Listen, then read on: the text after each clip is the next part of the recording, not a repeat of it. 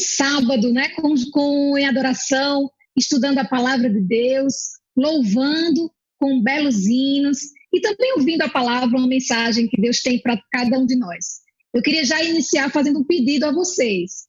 Se vocês puderem, copiem o link dessa transmissão e já compartilha nos grupos de WhatsApp, nos grupos da família, do trabalho, da faculdade, e já compartilhe com eles essa mensagem, que vai ter uma mensagem linda para vocês a partir de agora. E eu já queria agradecer já a presença. Olha só, já temos muitas pessoas já aqui. Sandra Helena, feliz sábado. Lu Lorente, NT, feliz sábado. Lívia Barrocas, feliz sábado, Lívia. Camila Ponce também, bom dia, feliz sábado, viu, Camila? E Raquel Gaudêncio também, feliz sábado para vocês. Sejam todos muito bem-vindos. Agora vamos iniciar, como sempre iniciamos, com uma linda oração. E eu já convido os nossos irmãos, casal muito querido, Rejane e Evandro, para fazer essa oração com a gente. Bom dia a todos que estão nos assistindo. Bom dia, amigos. Bom dia, irmãos. Que Deus possa estar com cada um de nós nesta manhã tão especial de sábado. Oremos. Senhor, Pai nosso e Santo Espírito, aqui estamos, Senhor, em mais um santo sábado que Tu designaste para cada um de nós. Abençoa-nos, protege-nos, tudo o que temos e o que somos. Abençoa nossa casa, nossos filhos e todos aqueles, Senhor, que de Ti necessitam nesse momento tão difícil. Cura, Senhor, restabelece todos aqueles que se acham atados a leitos de hospitais, nessa praga que se alastra, mas nós sabemos, Senhor, que Tu, com Tua misericórdia e amor, já nos avisaste. Livra-nos, Senhor, do destruidor e faze com que saiamos dessa situação difícil, melhores de quando entramos.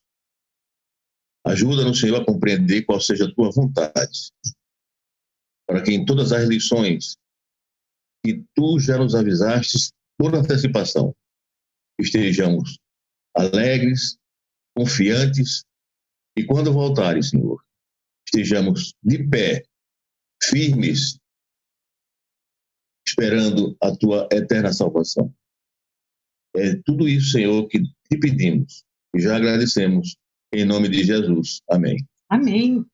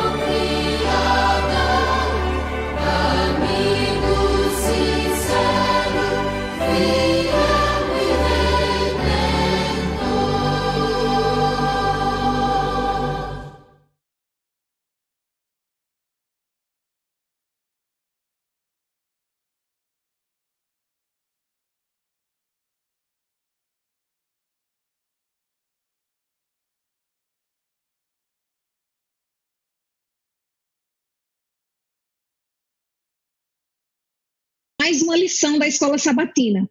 Vamos recapitular, e eu já estou aqui com Flávia, meus convidados, novamente, Flávia, Patrício e com também Miriam Letícia.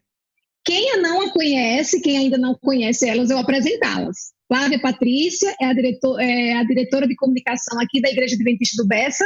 Seja muito bem-vinda, viu, Flávia? Muito obrigada, Natália. É um privilégio estar aqui com vocês de novo. E hoje para mais um estudo da lição. Isso mesmo. E para você também, Miriam Letícia, que também ela é palestrante, fisioterapeuta.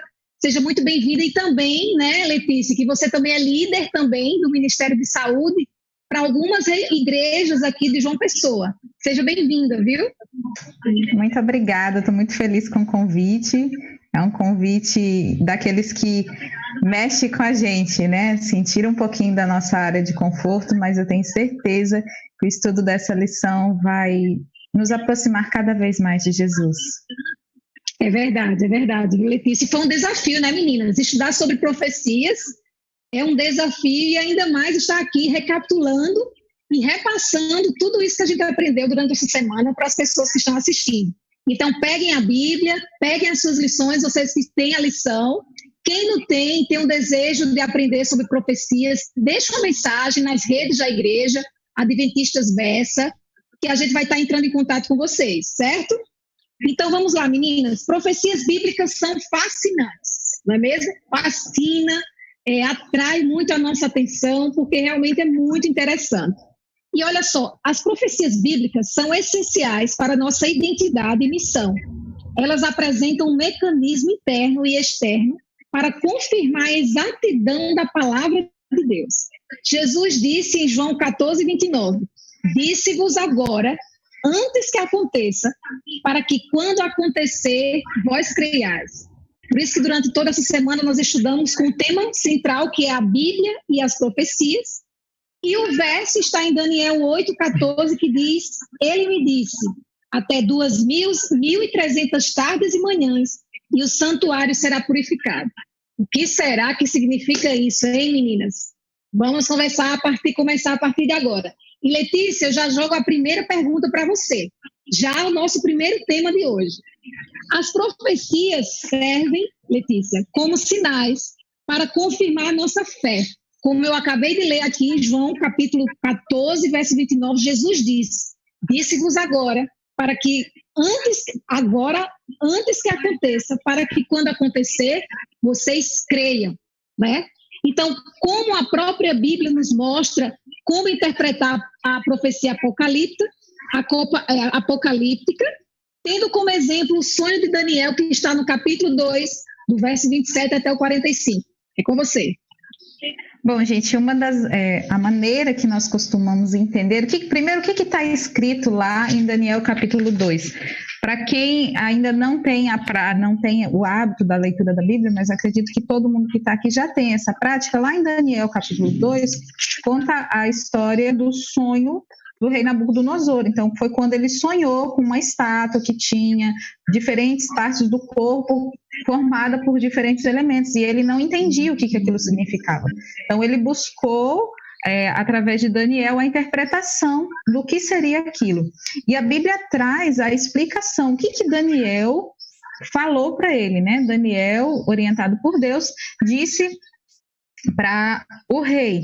Ele disse que cada uma daquelas partes do corpo daquela estátua representavam os reinos. Isso está lá em Daniel 2, verso 38, 39, por aí. Diz assim, tu és a cabeça de ouro, finalzinho do verso 38, 39, depois de ti se levantará outro reino inferior ao teu, e um terceiro reino de bronze, o qual terá domínio sobre toda a terra. O quarto reino será forte como ferro, pois o ferro a tudo que quebra e esmiuça. Então, quando a gente começa a estudar as profecias e o livro de Daniel, nessa primeira história, é muito importante perceber a sequência que se dá. Primeiro a cabeça, depois o peito de prata, depois a área de bronze, e assim uma sequência lógica se é dada. E é muito interessante que a Bíblia mesmo mostra como sendo na sequência do outro. Então, primeiro és tu, depois de tu, em terceiro e em quarto. Quando nós vamos para a história da humanidade, né, os relatos históricos, nós percebemos que, de fato, a profecia se cumpriu. Primeiro veio o reino da Babilônia, depois veio o reino Medo-Pérsia, depois veio o reino da Grécia e depois se estabeleceu Roma. E isso nos dá mais segurança para falar sobre profecias nesse contexto de Daniel e também no livro de Apocalipse, como um termo historicista, correlacionando as datas, os tempos com a história. Como foi se revelando, como as coisas foram acontecendo. E por que tudo isso? Porque Deus nos deixou revelações, nos deixou recursos para que nós estivéssemos preparados. Aqueles que buscam, que estudam, não é que não irão passar por essas condições. Quem estava lá no período da Medo-Pérsia, quem estava no período da Grécia, vivenciou todas as situações daquele período. Mas quem de fato estuda e as profecias consegue entender o que vai acontecer. E isso fortalece cada vez mais a nossa fé. Então, por isso é tão importante nós estudarmos as profecias, para nós estarmos aparelhados, estarmos alinhados com os acontecimentos dos últimos dias. Isso mesmo. E, Flávia, saindo um pouquinho do método historicista que Letícia acabou de nos mostrar, já vamos agora para um princípio, né, que as profecias elas também apresentam. Ao longo dos séculos, muitos estudiosos aplicaram o princípio dia-ano às profecias de tempo de Daniel e também de Apocalipse. Flávia, eu queria que você falasse sobre esse princípio e de onde esses estudiosos tiraram essas suas conclusões. Bom dia, Natália. Então, o princípio dia-ano, ele vem de todo um estudo sobre os contextos das profecias. A gente não teria como colocar isso de uma forma literal. O princípio dia-ano, ele vem apresentado em vários momentos, tanto em Daniel quanto em Apocalipse. Então, por exemplo, como é que a gente justificaria o tempo em Daniel 7:25, quando diz que tentarão mudar os tempos e as leis? Né? Em Daniel 8:14 também apresenta que quando ele fala das 2.300 tardes e manhãs, como é que isso poderia ser interpretado? Como é que isso aí poderia ser visto? Será que isso seria de uma forma literal? Então, Apocalipse também apresenta isso, essa questão do tempo, né? A Bíblia traz isso muito claro, a questão do tempo. Em todas elas, o princípio dia-ano, ela se aplica perfeitamente. Apocalipse 11:2-3, ele cita que os adoradores pisarão a cidade santa durante 42 meses. Em Apocalipse 12:6 também mostra a mulher no deserto por 1.260 dias. Então, todos esses relatos da Bíblia, tanto em Daniel quanto em Apocalipse, se a gente for verificar, eles são todos conectadas. E o tempo ele é apresentado de uma forma bem clara. Elas não são ideias soltas, que elas ficam na Bíblia e a gente vai colocar isso de uma forma literal. Então, literalmente não cabe, até porque como é que a gente poderia explicar que o tempo seria literal e os animais também seriam literais, porque a gente não pode ter essa dualidade de pensamentos. Então, quando a gente vê os elementos dos animais, os elementos da natureza simbólica dos animais, os chifres, representando todos aqueles reinos, então a gente chega à conclusão de que o tempo também tem que ser levado dessa forma. Então, quando olha o princípio, tem que ser verificado em o todo, né?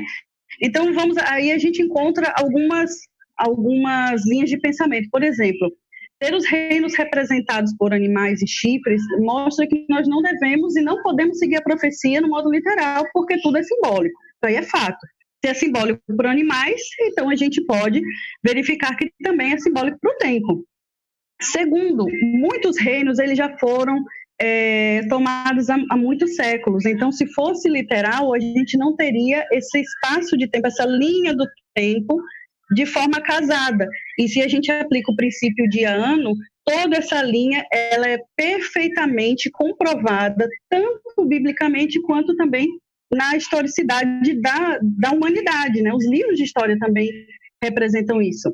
E a forma como o tempo é apresentado nas profecias, elas são peculiares, elas são diferentes. 2.300 tardes e manhãs. Como é que eu vou dizer que eu vou te visitar daqui a 3 tardes e manhãs? Como é que você vai entender isso? Então, tudo isso mostra que não é comum a representação do tempo na Bíblia, e por isso é que a gente tem essa certeza de que o princípio ele é mostrado como um simbolismo para que a gente possa interpretar as profecias, até porque 30% do conteúdo da Bíblia é de natureza profética. Muitos profetas escreveram profecias literais que já aconteceram no tempo deles, mas quando a gente chega em Daniel e Apocalipse, nós percebemos que essas profecias elas são para tempos futuros. Então, nós estamos vivendo esses tempos, nós estamos vendo esses tempos sendo passados de acordo com a nossa história e também estamos vivendo no final deles, né? Quando a gente verifica Apocalipse mostrando os últimos acontecimentos, que é o que nós estamos vivendo agora. É muito bom, Flávio, é verdade. Então, entendendo sobre o método historicista, e também agora o princípio de ano, vamos adentrar um pouquinho agora no conteúdo que a lição mesmo já nos mostra na terça-feira. Já falando agora sobre conteúdo, dentro de alguns temas apresentados. Letícia, vamos entrar agora mais no conteúdo profético, que a Bíblia menciona um chifre pequeno, que surge de um quarto animal dentre 10 chifres. Olha isso. Eu queria que você, Letícia, usasse o método, usando agora o método historicista, identificasse quem é esse chifre pequeno e quais suas características, porque o método historicista, ele nos mostra e nos clareia um pouco e nos identifica diretamente quem é. Queria que você falasse um pouquinho sobre isso. Certo, então, vamos lá. O método historicista foi como as coisas que foram dadas como profecia vão se demonstrando através da história, certo? Em resumo, é isso que acontece. Como a história revela as profecias, como ela vai já comprovando as profecias. Então, se lá no capítulo 2 de Daniel a gente vê essa sequência de reinos que foram estabelecidos, na sua sequência, primeiro, segundo, terceiro, nós vimos que primeiro veio Babilônia, depois veio a Medopérsia, depois veio a Grécia e, por último, Roma. Já lá no capítulo 8 de Daniel, a gente vai ver quais as características. E é muito importante a gente estudar as características descritas nesse texto de Daniel 8 para você buscar comparativo. É que nem aquela brincadeira que a gente faz. Quem é que vai dando dicas? Fez tal coisa, e como se fosse uma charada. Você vai ter que comparar agora os elementos, as características, para ver se de fato, quando todas as características casarem com o indivíduo, com uma instituição, com um reino ou com um governo, você agora sim, não, é esse. E isso é preciso muito estudo, gente, isso é preciso se debruçar sobre esses textos, buscar correlacionar com a história. Mas vamos lá às características mais evidentes. Então, a pergunta seria, qual poder surgiu em Roma, já que nesse período, se você estudar, você vai perceber que esse chifre se refere ao período do governo de Roma, certo? Então, qual poder surgiu em Roma que exerceu uma influência político-religiosa por pelo menos 1.260 anos? E esse governo seria o papado. Mas como assim? De onde que eu consigo mostrar isso? Lá no texto de Daniel, capítulo 8, ele começa a dar as características desse chifre pequeno. E eu vou ler aqui para vocês algumas das características desse chifre pequeno. Primeiro, ele é diferente de todos. Isso está em Daniel 7, verso 24. Ele fala contra o Altíssimo. O texto bíblico propriamente vai apresentando características deste chifre pequeno, que nos faz agora correlacionar com isso. Ele engrandeceu até o príncipe. O que isso tudo quer dizer? E como que eu posso afirmar que isso, de fato, veio do papado? quando se estabeleceu a questão de ter um intercessor na terra, alguém que fizesse o papel de Cristo aqui na terra, nós estamos tirando a figura de Cristo como aquele que intercede, aquele que vai apresentar os nossos pedidos a Deus, né? Aquele que vai nos ajudar diante do trono de Deus. Isso nós estamos tirando a autoridade de Cristo. E quem fez isso? Não é mesmo? Quem foi que fez isso? Olha para a história e olha no comportamento atual. Quem prevaleceu, né, diante dessa situação toda por tanto tempo? Outra coisa interessante da gente apresentar é aqui, ó. Só um minutinho. Quando nós falamos da questão do dia, né? Mudar, alterar a lei de Deus. E isso acontece também nesse período de domínio, quando foi substituído o dia de guarda, né? A Bíblia nos apresenta, não só no texto dos 10 mandamentos, mas em todo o seu contexto, como o sábado, o dia de guarda estabelecido por Deus, um dia separado, abençoado e reservado para adoração ao Senhor de modo especial. E este governo, essa instituição agora traz um novo dia, ele muda, ele altera o calendário para trazer agora a figura que não é a figura certa de adoração, né? E aí transforma um dia estabelecido, que foi estabelecido desde a criação da terra, como um dia para lembrar também o nosso Criador. A nossa identidade está relacionada ao sábado também, porque quando nós adoramos a Deus no dia de sábado, nós nos recordamos de filhos de quem nós somos, criados por quem nós somos, e isso nos dá a identidade de ter um Criador, Deus como nosso Criador. Por isso é tão importante estudar essas relações. Tem muitas outras coisas, tem grandes estudiosos na nossa igreja que vão ter N outras coisas para falar, mas de fato é buscar as comparações, buscar as características, tentar identificar, esmiuçar nesses relatos algo que vá trazer e demonstrar o que de fato está acontecendo e com quem nós podemos correlacionar. E eu tenho certeza que através do Espírito Santo, se você está aí na sua casa, que você tem muita dificuldade em estudar as profecias, busque a Deus em oração, clame ao Senhor, para que Ele te dê o discernimento, a competência psíquica para compreender. Peça a Ele que Ele vai lhe ajudar. E busque também auxílios de pessoas que estão estudando. Existem grupos de estudo das profecias. Você pode buscar isso. É muito importante que você busque, porque esses segredos serão revelados a todo aquele que buscar. Não é algo que Deus deixou fechado, agora é só para esse povo específico. Não, o povo que buscar. Se você busca, seja qual for a sua denominação, entender as revelações de Deus, seja nas profecias de Daniel, nas profecias apocalípticas, busque a palavra de Deus, busque estudar, com o coração assim aberto para o entendimento e voltado para que Deus de fato possa operar nesse momento, que a sua mente esteja buscando a revelação de Deus. E eu tenho certeza que grandes coisas vão acontecer na sua vida pela revelação do Espírito Santo também. Isso mesmo, Letícia. E já indo para você, Flávia, já pegando o gancho aqui porque Daniel é uma continuidade, né? Ele dá uma continuidade já no capítulo 7. Enquanto Daniel observava o chifre pequeno, a visão já mostra uma cena de juízo para Daniel, já no verso 9. Que juízo era esse e como podemos aplicar o princípio que você já nos apresentou, que é o princípio de Ana? O juízo, Natália, que apresenta, ele é um juízo investigativo.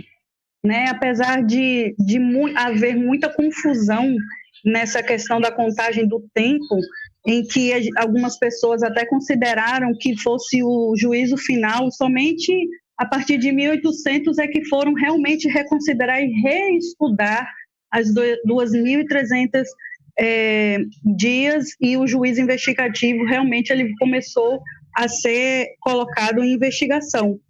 Porque é o seguinte, quando a gente vê uma cena de juízo em Daniel, e Daniel realmente é uma continuidade, a gente coloca esse juízo, ele ocorre, na verdade, no céu. Não é que seja o fim de tudo, é que a partir daquele momento o juízo investigativo iria estar iniciando, né, no céu. Então, é a purificação, é assentamento do tribunal celeste. Quando a gente termina esse período de 2.300 tardes e manhãs, começa esse juízo passando o nosso juízo do santo para o santíssimo, que foi o que aconteceu. E aí, uma das cenas que confunde um pouco isso é a questão do ponto de partida, desde quando isso começa, também a profecia das 70 semanas, como durante muito tempo se tornou muito confuso para que as pessoas pudessem entender. Então, assim, se a gente for verificar o ponto de partida, que começa em 457 a.C., com o decreto da restauração de Jerusalém. Então, esses 70 anos, na verdade, esses 70 semanas, né, proféticas que equivalem a 490 anos, elas iniciam a partir daí. Se a gente for literalmente colocar no contexto de dia e ano, a gente chega às 70 semanas, a culminância no batismo de Jesus. E aí, a partir daí, a gente continua essa contagem até chegarmos ao início da purificação do santuário celeste, que só foi acontecer em 1844, quando algumas pessoas achariam que naquela ocasião seria realmente o juízo final, ou seja, o retorno de Cristo, quando na realidade, naquele momento, nós estávamos passando, o Senhor estava passando por um processo necessário no céu, para que nós possamos ter esse juízo final mais tarde. O grande questionamento, quando eu verifico essas coisas todas, e facilita muito a gente visualizar isso, né, através de uma linha do tempo, quando a gente verifica todos os acontecimentos e eles vão casando entre si, e eu fiquei me perguntando, mas se as pessoas acreditassem, né, que esse juízo investigativo fosse um juízo final e que realmente teria uma data para a volta de Jesus ou o fim do mundo, se Deus não revela para ninguém, nem para o próprio filho dele, por que é que ele revelaria para um profeta? Então, a gente verificando todos os eventos, a gente chega a essa conclusão de que esse juízo é um juízo em que, a partir daquele momento em que o santuário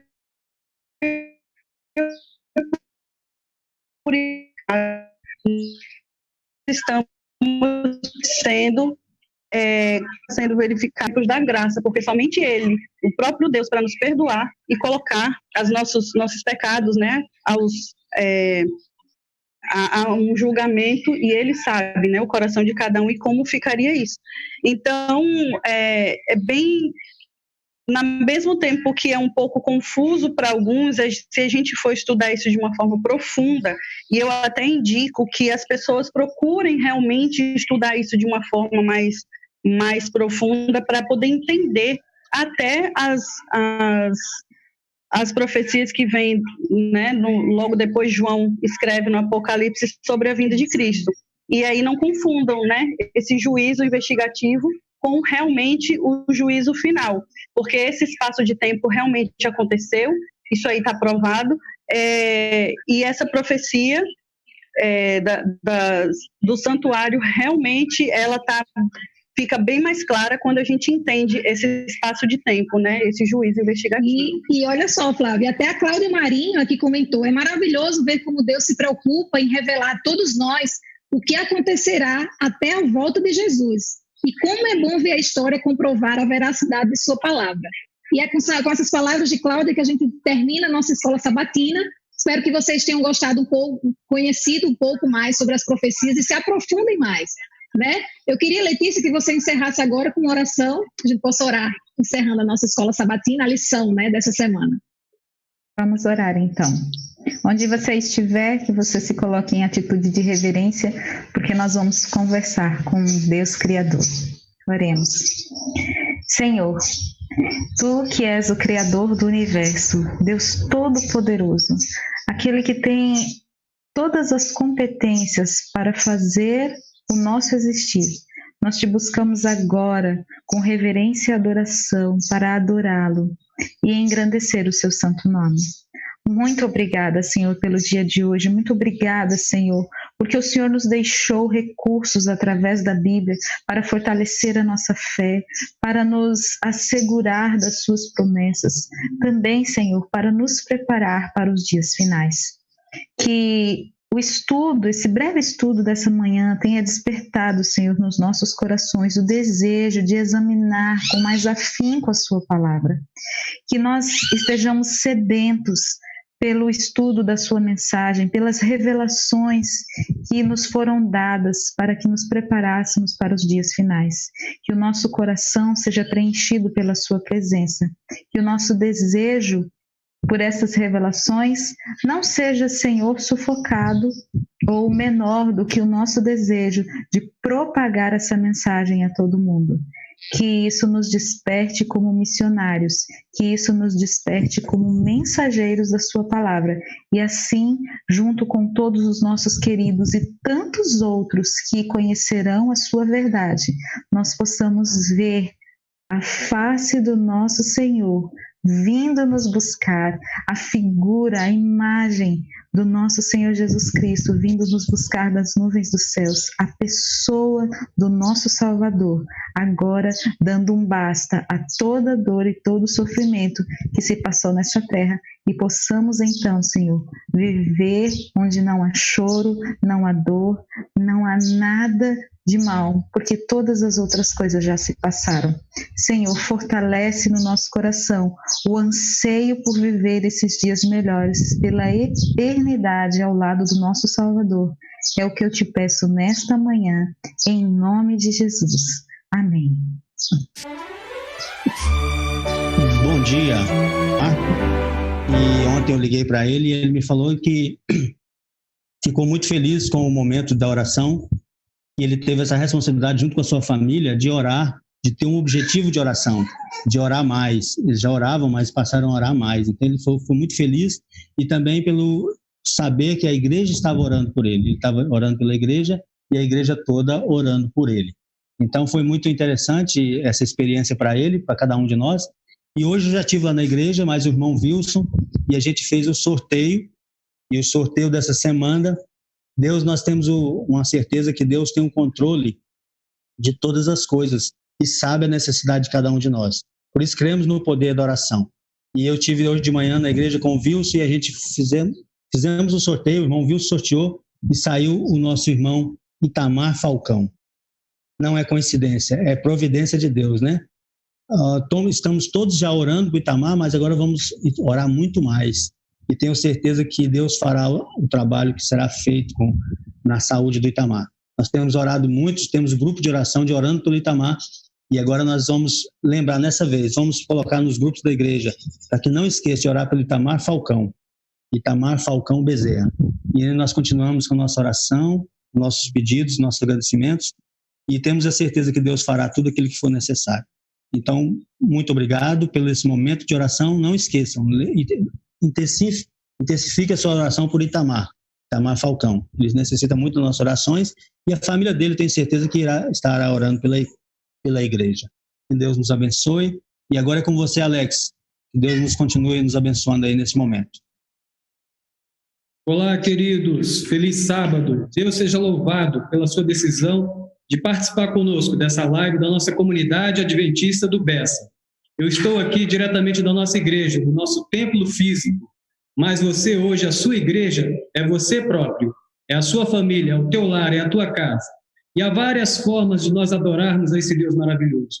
Uma delas é por intermédio da devolução dos nossos dízimos e ofertas.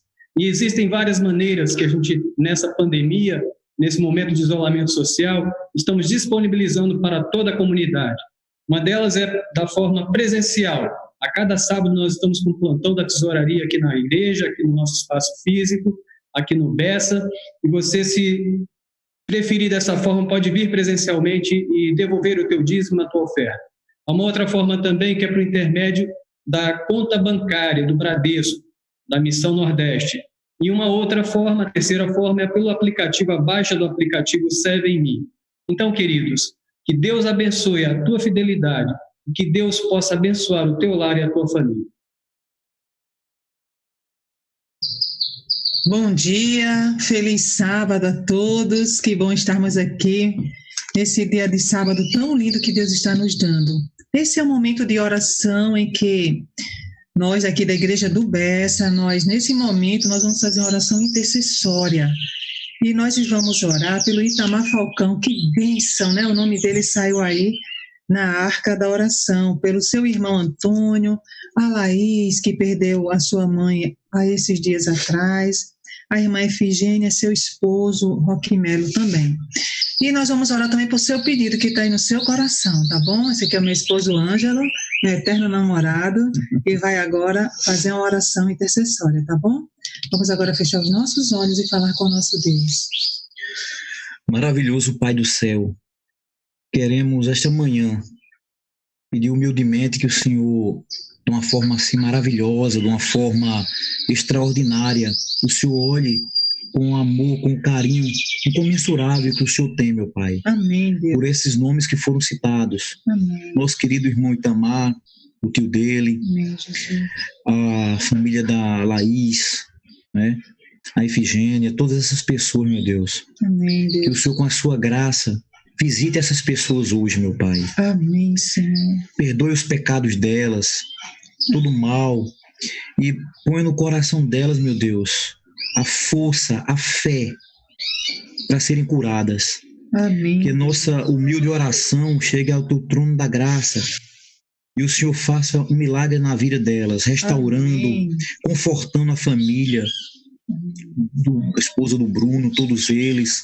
Amém, Jesus. Não tem nem o que confortar no momento desse. Só o Senhor pode trazer um alívio para o coração deles. Só o Senhor pode fazer algo por eles. Amém. Então, queremos entregar nas tuas mãos todos eles. E aqueles pedidos que não foram feitos, ficaram no coração das pessoas. Amém, Senhor. Que o Senhor possa estabelecer fé, confortar também os enlutados pelo mundo afora, muitas famílias destruídas, famílias desfaceladas, faltando pessoas preciosas. Que a tua palavra entre no coração dos que ficaram, Amém, levando alívio, conforto e esperança, meu Pai. Amém, Senhor. Perdoa os pecados nossos, da humanidade, para que a humanidade possa te aguardar, possa estar em pé na tua presença. Amém. Todo aquele que invocar o teu nome. Amém. Em nome de Jesus que queremos orar, pedir o poder do teu Santo Espírito. Amém. Amém. Amém. Bom dia a todos, um feliz sábado a todos os queridos e queridas que estão assistindo a nossa live, onde mesmo distantes podemos estar unidos para adorarmos e glorificarmos o nosso Deus. A gente não sabe a hora, a gente não sabe quando, mas a gente sabe que o nosso Deus vai voltar. Então, convido vocês a meditar na letra deste hino, que a nossa querida irmã Celiane preparou com muito carinho. Ele voltará.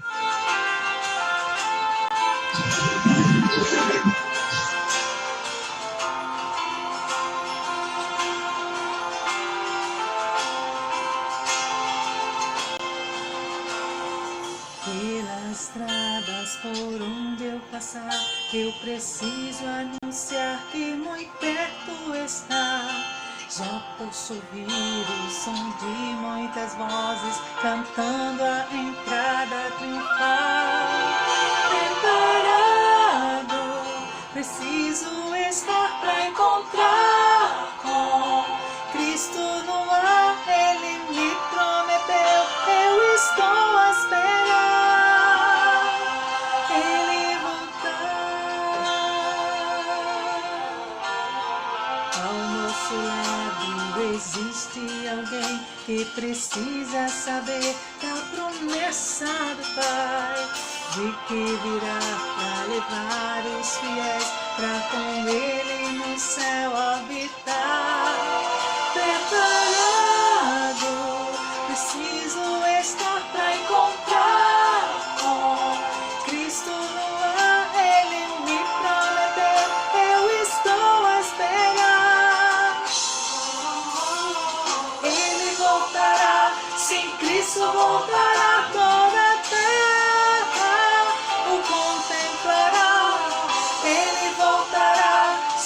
Cristo voltará sim em glória,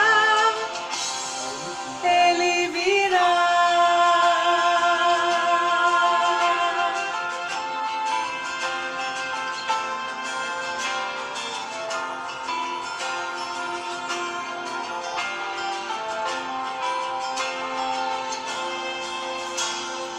Ao nosso lado existe alguém que precisa saber da promessa do Pai, de que virá para levar os fiéis para com Ele no céu habitar.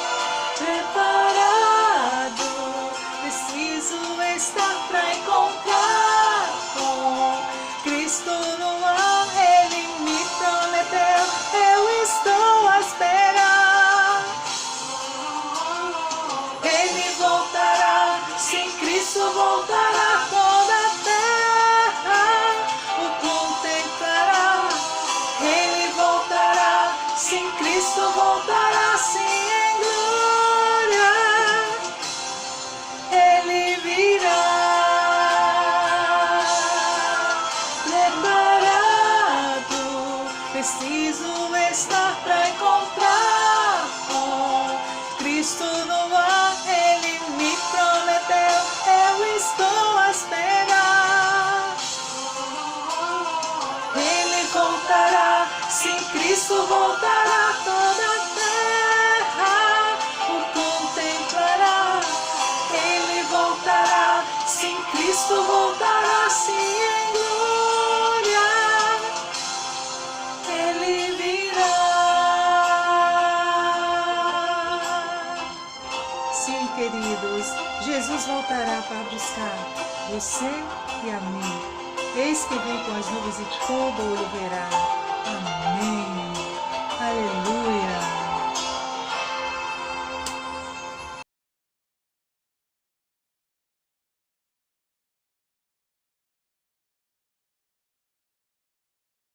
Deus, ouvir a palavra dele também. E agora é um momento que eu gostaria de falar com você que está nos acompanhando. Lívia Barrocas, Camila Ponce, Raquel Gaudêncio, Elizabeth Feitosa, todas desejando feliz sábado para você. Ivan Patrício, Rejane. Nós temos também Marta Mello, que está acompanhando de Campinas, São Paulo. Obrigado, viu, Marta, pela sua presença. Rodrigo Nascimento, falando da igreja de Ibura, Recife, Pernambuco.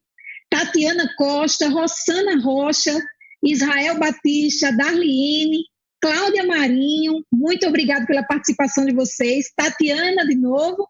Maria José Vieira, muito obrigado pela sua presença, por estar aqui conosco. E eu estou muito feliz, porque eu estou aqui com uma querida que agora trouxe a palavra de Deus.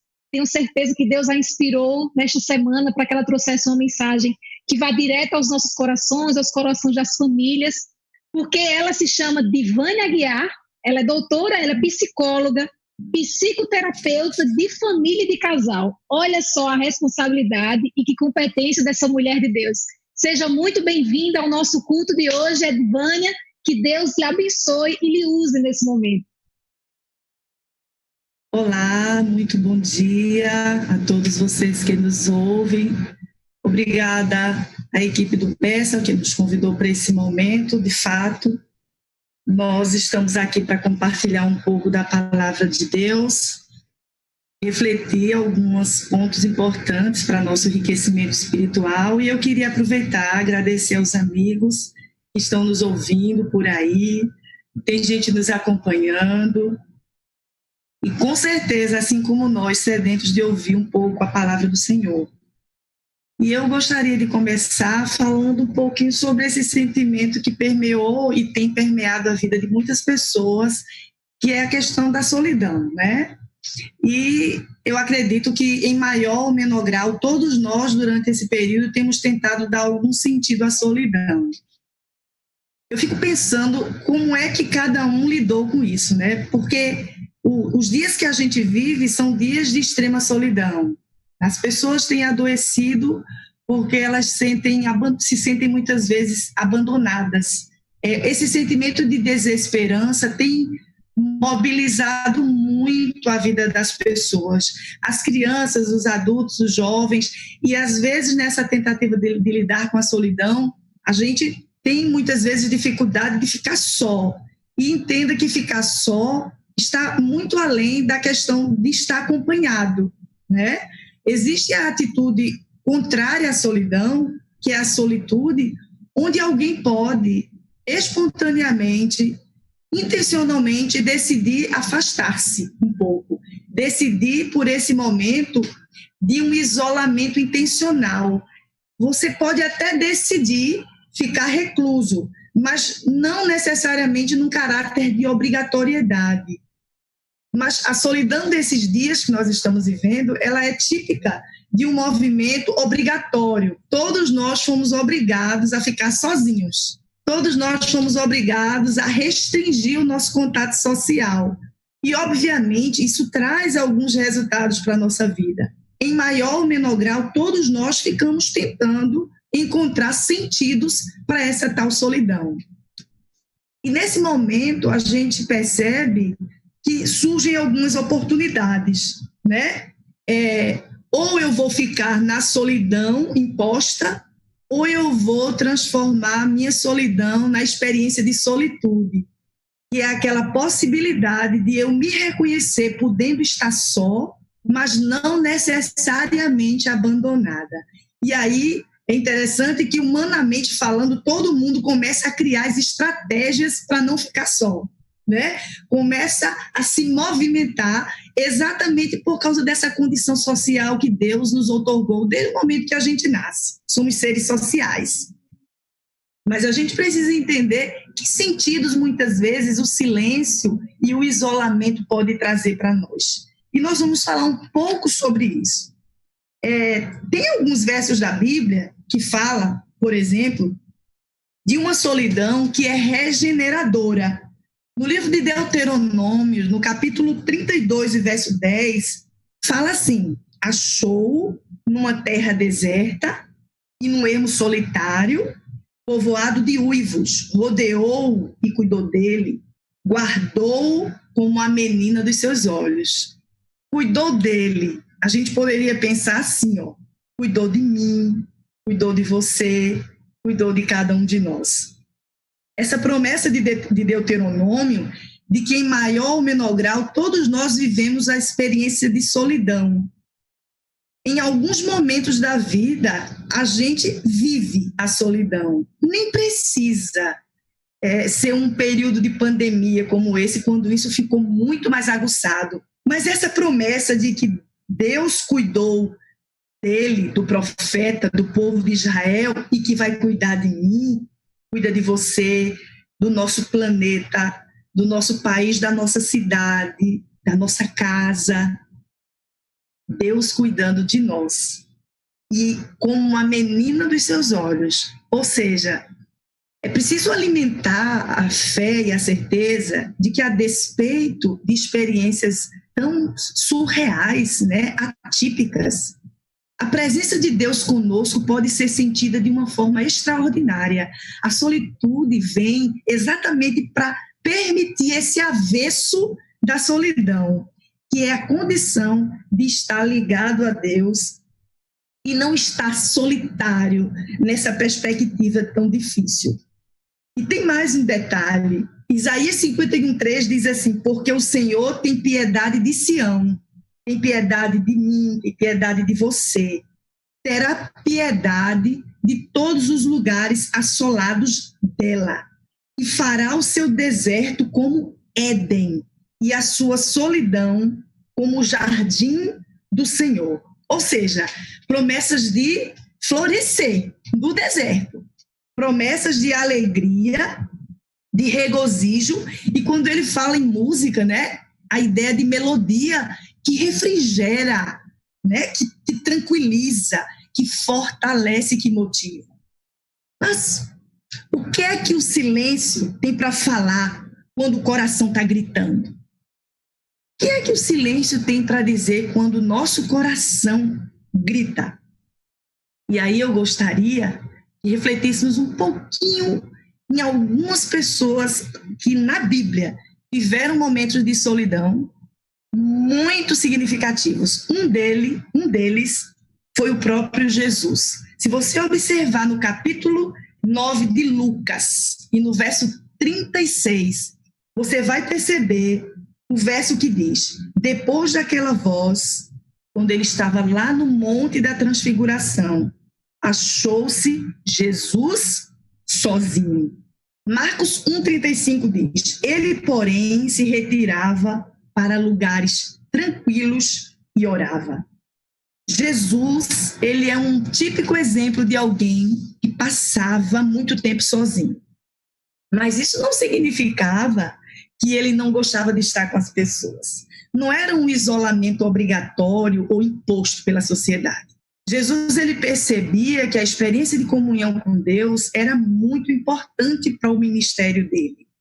E quando ele se afastava e ele se isolava, era porque ele sabia que no silêncio da solidão ele poderia ter a oportunidade de se encontrar com o Pai. Eu posso não garantir, mas acredito que muitos de nós têm vivido experiências de solidão. Em que sentido? Buscar significar esses momentos em que estamos obrigados a ficar isolados. Imagino o que seria de nós se nós simplesmente ficássemos passivos diante dessa realidade. Quando Jesus tinha que ir para a multidão, ele ia. Quando Jesus tinha que fazer os seus grupos com seus amigos e chegar perto das pessoas, ele ia. Mas Jesus, ele valorizava o momento de estar sós com Deus. Ele mesmo falou da importância de ficarmos a sós. Quando ele, em São Mateus capítulo 6, verso 6, ele diz que vai lá no teu quarto, fecha a porta e ora em secreto. Mas existem outros personagens que também viveram essa experiência.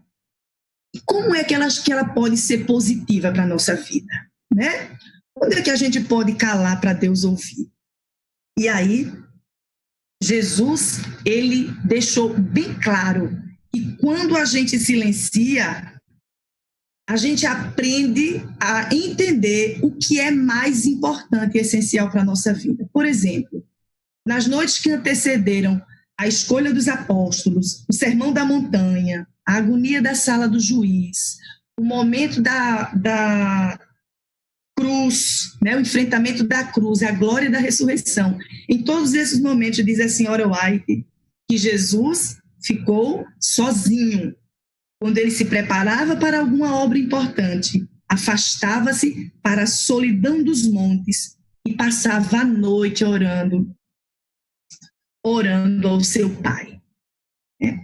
Eu confesso que, num sentido espiritual, eu acredito que todos nós tivemos uma oportunidade fantástica de ter uma aproximação muito maior com Deus em momentos de solidão como esses. Mas a experiência de solitude, que é o avesso da solidão, ela pode ser positiva também para nos ajudar a discernir o bem do mal e conhecer os planos que Deus tem para a nossa vida. Acho que você se pegou pensando, meu Deus, acho que é hora de eu fazer isso.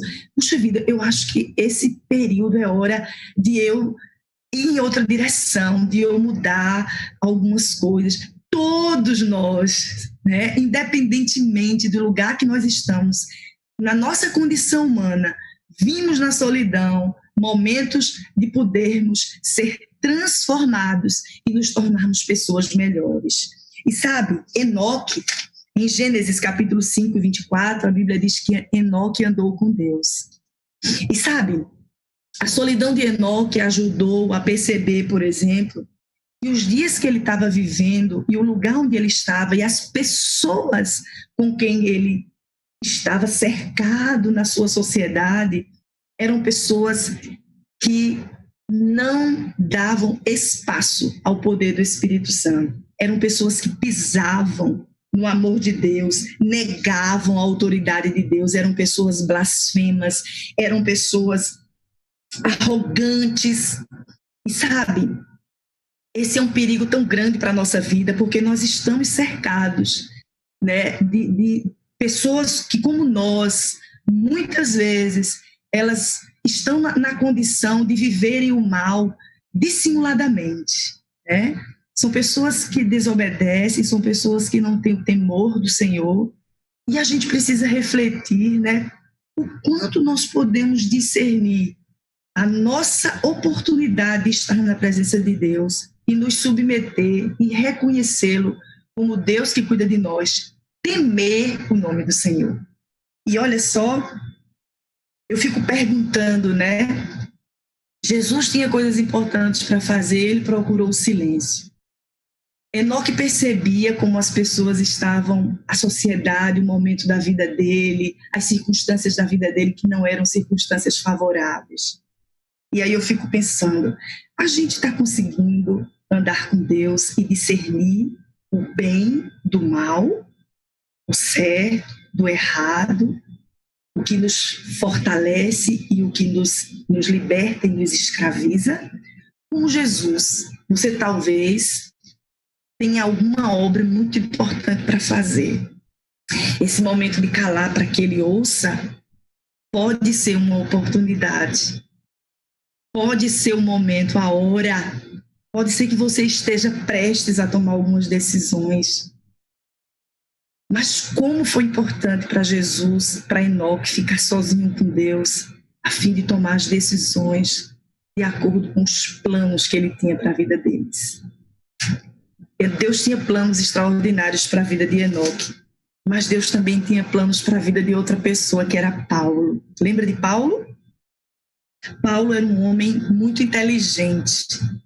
Ele tinha sido educado de uma forma incrível, né? Ele tinha um grau de inteligência extraordinária.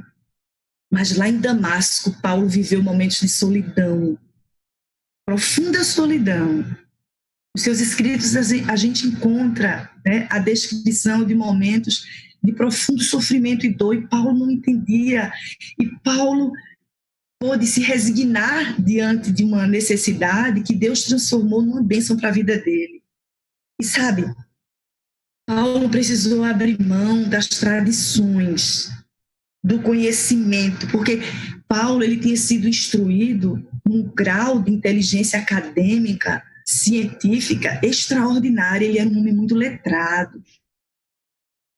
Mas o que importa tudo isso se nós não tivermos a sabedoria, não é?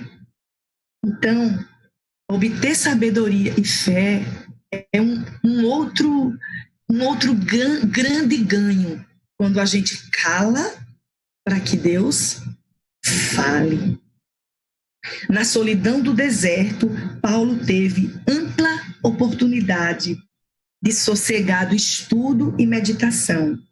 Jesus comungou com ele e confirmou sua fé, conferindo-lhe uma rica medida de sabedoria e graça. Atos dos Apóstolos, páginas 124 a 126. O processo de sabedoria que pode vir, que podemos receber, a Bíblia diz que Deus ele dá liberalmente a todos nós. Não é a sabedoria baseada no nosso próprio conhecimento. A solitude, no sentido de transformar a solidão, isolamento, em algo positivo e de ganho para a nossa vida, inclui a possibilidade de obter sabedoria e fé. Essa sabedoria, ela só pode acontecer quando nós nos despojamos dos nossos vis conhecimentos. Né? Paulo, homem incrivelmente inspirado, e o que ele viveu foi fruto de profundos momentos de solidão, mas não a solidão que abate, entristece e rebaixa a nossa vida. Era uma solidão que o fortalecia, era uma solidão fruto da comunhão, fruto do aceitar os desígnios de Deus. Aliás, quais são os desígnios que Deus mostrou para você em períodos como esse? O que foi que você percebeu? Né? Que situações tantas te fizeram pensar, como eu preciso estar perto do Senhor, estar perto de Deus? Como eu preciso da sabedoria que transcende medo, que transcende vis conhecimentos que muitas vezes nos protegem, nos defendem desse encontro necessário com Deus. O conhecimento que Deus traz para nós e que Paulo vivenciou, leva-nos a pensar: temos submetido aquilo que a gente conhece à sabedoria de Deus? Temos priorizado a verdade da palavra de Deus e não as nossas convicções?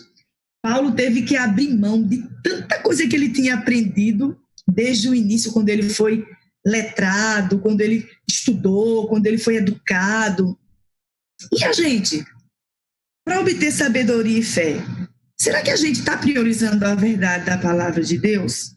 Ou será que as nossas convicções têm falado mais alto?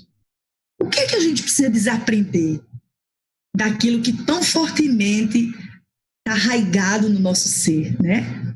Quantos de nós, de forma distorcida, percebe Deus ainda de uma forma tão restrita e tão limitada, ainda que na solidão, ainda que em momentos de isolamento, Ele nos convide a estar com Ele? E a senhora White diz que ali, na solidão do deserto, foi quando Paulo teve a oportunidade de sossegado estudo e meditação.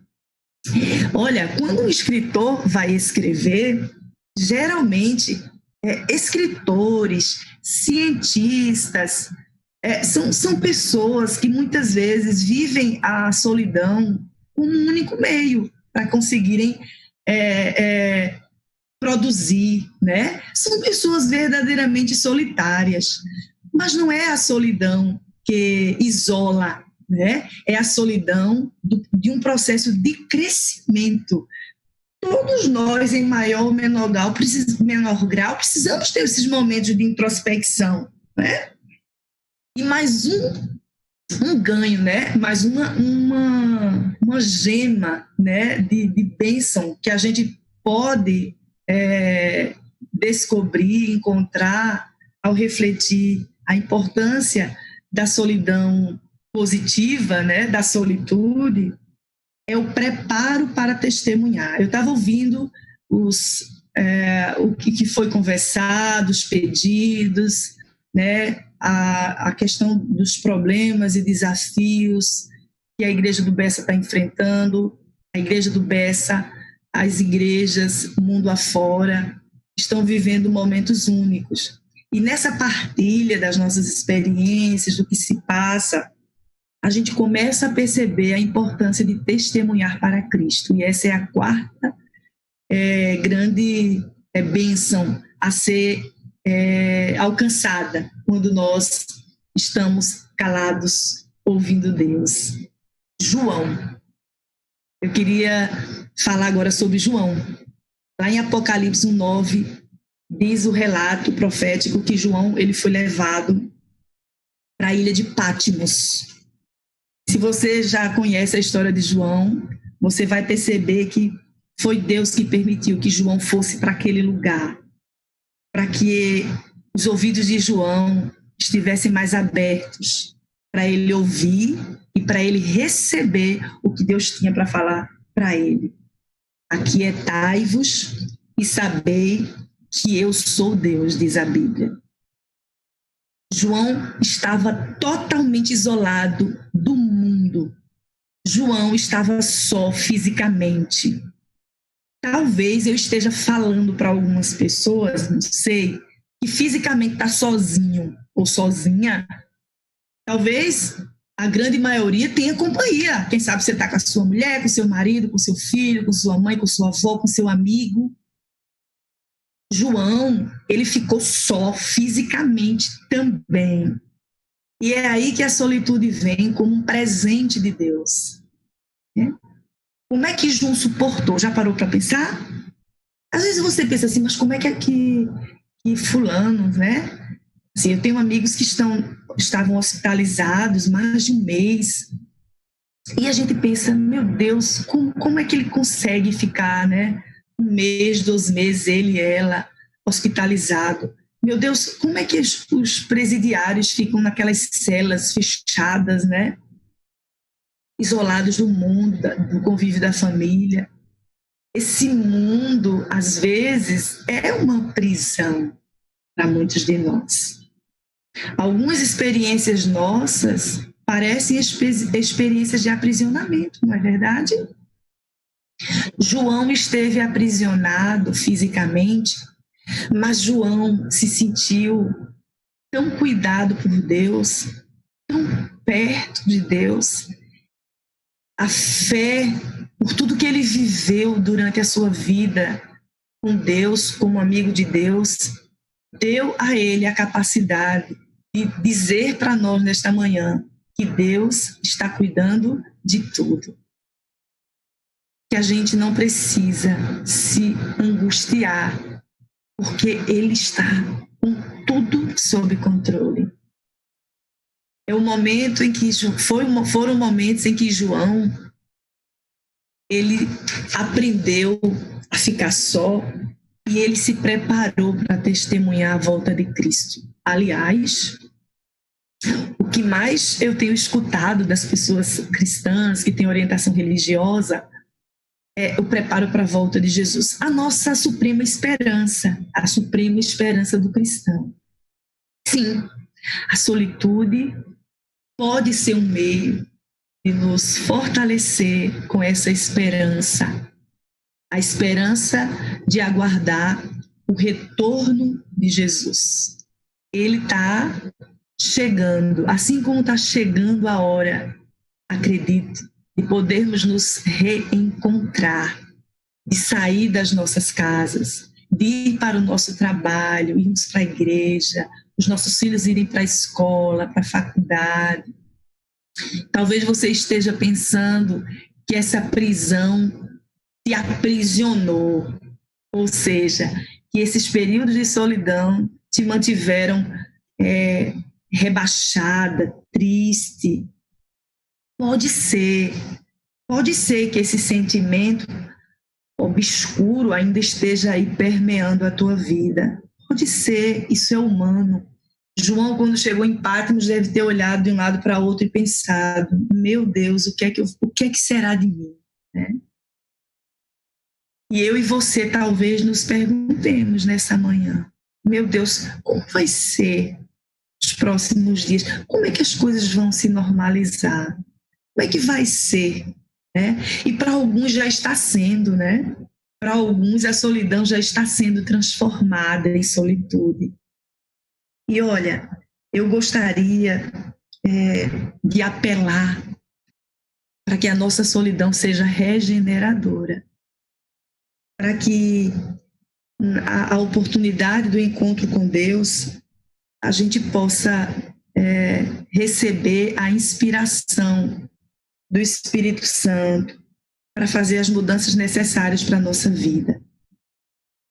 Os grandes acontecimentos da vida de Jesus exigiam os momentos de solitude, que é a solidão intencional, quando a gente se coloca na presença de Deus para ouvir o que Ele tem para nos dizer. Foi isso que Paulo aprendeu, foi isso que Enoque aprendeu, foi isso que João aprendeu na ilha de Patmos. E o meu desejo nesta manhã, sábado, é que nós consigamos ouvir a voz de Deus. Se não estiver tão clara, vamos abrir mais os nossos ouvidos, para que Ele fale o suficiente para fortalecer a nossa fé e a esperança no seu breve retorno a este mundo. Que Deus nos abençoe. Amém, Divânia, amém. Então, a solidão, na verdade, depende da nossa atitude diante dela, não é verdade? Porque a solidão, em alguns momentos, em vários momentos, foi de extrema importância para a vida de tantos homens e até do próprio Jesus, como você apresentou. Inclusive, até a Marta Silva disse assim: feliz sábado, é verdade. Quando paramos de pedir, reclamar, podemos ouvir a voz de nosso Deus. Rosário também disse aqui: que pregação maravilhosa, como o nosso Deus é fiel. Muitas pessoas aqui dizendo que justamente a pregação de hoje era tudo que elas queriam ouvir. E nós agradecemos muito a sua participação, viu, Divânia? E eu queria que você orasse agora por nós, nessa oração final, para que a gente possa encerrar o nosso culto de hoje. Vamos orar então. Querido Deus, a Tua palavra falou para nós e nós temos vivido a dura experiência de a sós percebermos as nossas fragilidades, a nossa condição de pecado, as nossas fraquezas, as nossas culpas. Mas essa é a nossa condição enquanto seres humanos. O nosso pedido nesta manhã, Senhor, é que Tu nos acolha em Teus braços de amor. Que Tu nos dê a condição de ultrapassar o silêncio que grita muitas vezes no nosso coração, em busca de amparo, socorro, fortalecimento. Todos nós precisamos da Tua graça, Senhor, da Tua misericórdia, que apesar de ser entregue gratuitamente, precisa que haja em nós o reconhecimento dessa necessidade. E, Senhor, eu gostaria de orar pelas pessoas que nos ouviram, aquelas que estão em suas lutas interiores, aquelas que estão com o coração e a mente gritando. Muitas delas, Senhor, sem ter o que fazer, sem saber por onde ir, sem compreender os Teus planos para a vida delas. Mas, Senhor, olha para nós com Teu olhar de misericórdia, dá-nos uma porção forte, grande, suficiente do Teu Espírito, para que a nossa vida seja transformada, para que o nosso coração seja acalmado, para que a nossa mente esteja em paz. E se vierem momentos de dor, como já veio para muitos de nós, que a esperança na Tua palavra seja a nossa grande garantia. Louvamos o Teu nome e oramos em nome de Jesus. Amém. Amém. E eu queria encerrar agradecendo a participação de todos vocês que estiveram conosco até agora. Queria lembrar a vocês que o Bessa Kids, o vídeo do Bessa Kids da história da Tia Consuelo já está disponível aqui no canal. Saindo aqui da nossa transmissão, você já pode assistir. Queria desejar um feliz sábado a todos e até o próximo sábado.